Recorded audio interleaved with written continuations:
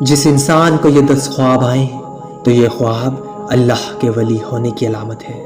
یاد رکھنا، پہلا خواب، جس انسان کو اللہ کا کوئی ولی نظر آئے اور اس کا دل مطمئن ہو تو یہ سمجھ لے کہ یہ خواب ولی ہونے کی علامت ہے۔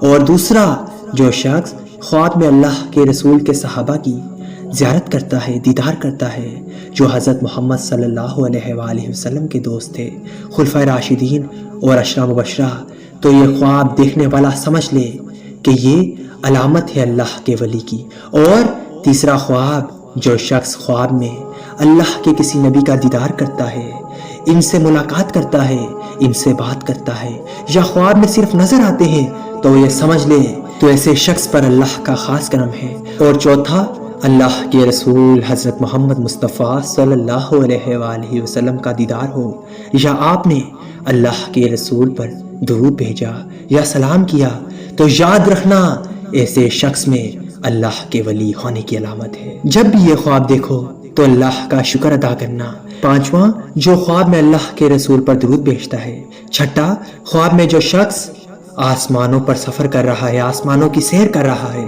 تو یہ بھی اللہ کے ولی ہونے کی دلیل ہے۔ ساتواں خواب، جس شخص نے خواب میں پل صراط کو دیکھا جو روز محشر ہوگی اور لوگ اس پر سے گزر کر جنت میں داخل ہوں گے۔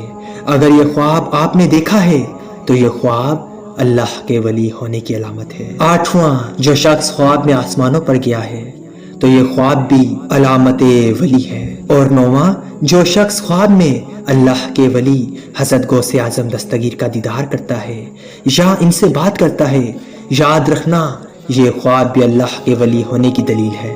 اور 10واں، اگر کوئی شخص خواب میں قرآن پاک کی تلاوت کرتا ہے یا اسے دیکھتا ہے یا چومتا ہے تو یہ خواب بھی اللہ کے ولی ہونے کی علامت ہے۔ اللہ کے ولی ہونے کی علامت ہے۔ اللہ کے ولی ہونے کی علامت ہے۔